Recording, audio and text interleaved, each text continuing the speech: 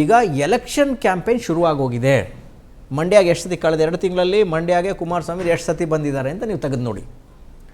ಅಲ್ಲಿಂದ ಬಿಡದಿಯ ಜಾಗ ಇದೆಯಲ್ಲ, ಅಲ್ಲಿಂದ ಕುಮಾರಸ್ವಾಮಿಯವರು ಯುದ್ಧ ಘೋಷಣೆ ಮಾಡಿ ಆಗಿದೆ. ಎಲೆಕ್ಷನ್ ಕ್ಯಾಂಪೇನ್ ಶುರು ಮಾಡಿದ್ದಾರೆ 2028 ಅಸೆಂಬ್ಲಿ ಚುನಾವಣೆ ಕ್ಯಾಂಪೇನ್. ಸೇಮ್ ಟೈಮ್ ಯಾವಾಗ ಮುಖ್ಯಮಂತ್ರಿ ಆಗ್ಬಿಟ್ರೋ ಡಿ ಕೆ ಶಿವಕುಮಾರ್ ಅವರು ಕೂಡ ಎಲೆಕ್ಷನ್ಗೆ ಕೆಲಸ ಶುರು ಮಾಡಿಬಿಟ್ಟಿದ್ದಾರೆ.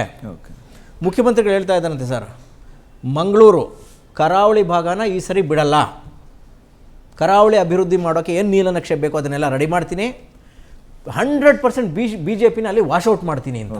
ಕರಾವಳಿ ಭಾಗ ಅಂದ್ರೆ ಬಿಜೆಪಿ ಪ್ರಬಲ ಕೋಟೆ, ಬಿಜೆಪಿಯ ಪ್ರಬಲ ಕೋಟೆನ ಅಲ್ಲಿ ನಾನು ವಶಪಡಿಸ್ಕೊತೀನಿ ಅನ್ನುವ ಮಾತನ್ನು ತನ್ನ ಆಪ್ತ ವಲಯದಲ್ಲಿ ಮೀಟಿಂಗ್ಗಳಲ್ಲೇ ಬಹಿರಂಗವಾಗಿ ಡಿ ಕೆ ಶಿವಕುಮಾರ್ ಹೇಳ್ತಾ ಬರ್ತಾ ಇದ್ದಾರೆ.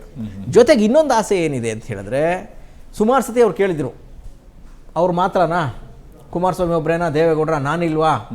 ಒಕ್ಕಲಿಗ ಸಮುದಾಯದ ಸಭೆಗಳಲ್ಲಿ ಡಿ ಕೆ ಶಿವಕುಮಾರ್ ಅವರು ತಮ್ಮ ಮನವಿಯನ್ನು ಸಲ್ಲಿಸಿದರು. ನಾನು ನಿಮ್ಮ ಮನೆ ಮಗ ಅಲ್ವಾ, ನನಗೆ ಆ ಹಕ್ಕಿಲ್ವಾ ಅನ್ನುವ ಮಾತನ್ನು ಹಿಂದಿನಿಂದ ಹೇಳ್ಕೊಂಬರ್ತಾ ಇದ್ರು. ಈಗ ಎಗೈನ್ ಈ ಒಕ್ಕಲಿಗ ಭಾಗ, ಸೌತ್ ಕರ್ನಾಟಕದ ಒಕ್ಕಲಿಗರ ಮತಗಳ ಬೇಟೆಗೆ ಈ ಇಬ್ಬರೂ ಲೀಡರ್ಗಳು ಮುಂದಾಗಿ ಹೊರಟಿರ್ತಕ್ಕಂಥದ್ದು. ಈ ನಮಗೆ ಮಹಿರಾವಣ ಅಂತ ಹೇಳ್ತಾರಲ್ಲ, ಇವರಿಬ್ರು ಅಣ್ತಮ್ಮಗಳೇ, ಏನು ಡಿಫ್ರೆನ್ಸ್ ಏನಿಲ್ಲ ಇಬ್ಬರ ಮಧ್ಯೆ.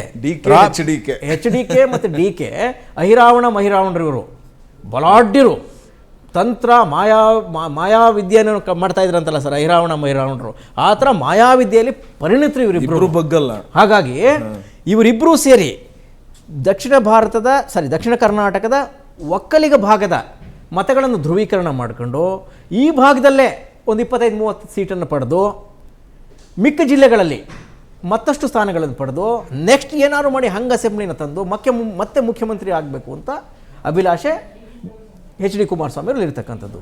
ಸೇಮ್ ಟೈಮ್ ಹೇಗೂ ಕಾಂಗ್ರೆಸ್ ಪಕ್ಷ ನನಗೆ ಅಧಿಕಾರ ಕೊಟ್ಟಿದೆ, ಇದನ್ನು ಬಳಸ್ಕೊಂಡು ಮತ್ತೆ ಇನ್ನೂ 5 ವರ್ಷ ಮುಖ್ಯಮಂತ್ರಿ ನಾನು ಆಗಬೇಕು, ನನ್ನ ಅವಧಿ 2 ವರ್ಷಕ್ಕಲ್ಲ 7 ವರ್ಷಕ್ಕೆ ಅಂತ ಡಿ ಕೆ ಶಿವಕುಮಾರ್ ಹೊರಟಿದ್ದಾರೆ. ಇದು ಮಹಿರಾವಣರ ಯುದ್ಧ.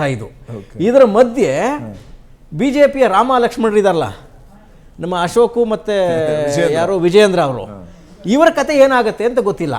ರಾಮ-ಲಕ್ಷ್ಮಣರನ್ನ ಮಹಿರಾವಣರು ಎಲ್ಲ ಸೈನ್ಯನ ಮಲಗಿಸ್ಬಿಟ್ಟು ಮಾಯಾವಿದ್ಯೆ ಮೂಲಕ ನಿದ್ದೆ ಮಾಡಿ ನಿದ್ದೆಲ್ಲೇ ಎತ್ಕೊಂಡು ಹೋಗ್ಬಿಟ್ಟಿದ್ರು.